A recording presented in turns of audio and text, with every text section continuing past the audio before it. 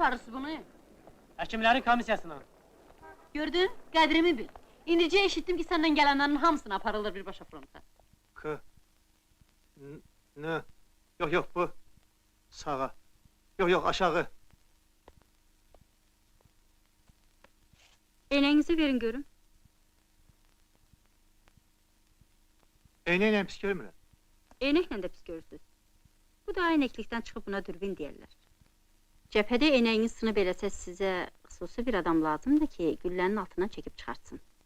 Cəbhə sizin kimilər üçün deyil. Bir müddət sonra Azərbaycanda Sovet hakimiyyəti qurulduqdan sonra ailənin bütün mülkləri əlindən alınır. Varlı ailədən gələn Süleyman birdən-birə çətin həyat şəraiti ilə üz-üzə qalır. O dövrdə Tibb Universitetində təhsil alan gənc Süleyman maddi vəziyyətlərinin ağır olması səbəbindən ali təhsilini yarımçıq qoymağa məcbur olur. Lakin taleyin onun üçün başqa planı var idi. Bir gün küçədə tanınmış aktyor Əliağa Ağayevlə rastlaşması həyatının dönüş nöqtəsinə çevrilir. Əliağa Ağayev onun bacarığını hiss edir və kömək əli uzadır. Məhz onun dəstəyi ilə Süleyman Ələsgərov Dənizçilər klubunda ilk dəfə aktyor kimi səhnəyə çıxış edir. Bu addım sonradan Azərbaycan teatr və kino tarixində yeni bir sənətkarın doğuluşuna çevrilir. 1936-cı ildə Gənc Tamaşaçılar Teatrı fəaliyyətə başlayanda ora ilk üz tutanlardan biri yenə Əliağa Ağayev olur.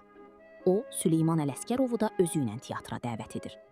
Beləliklə, sənətkar ömrünün sonuna qədər bu teatrın səhnəsində çalışır və bir-birindən maraqlı, yadda qalan obrazlar yaradır. Onun səhnədəki təbii oyunu, canlı mimikası və insanlara yaxın obrazları tamaşaçı sevgisi qazanır.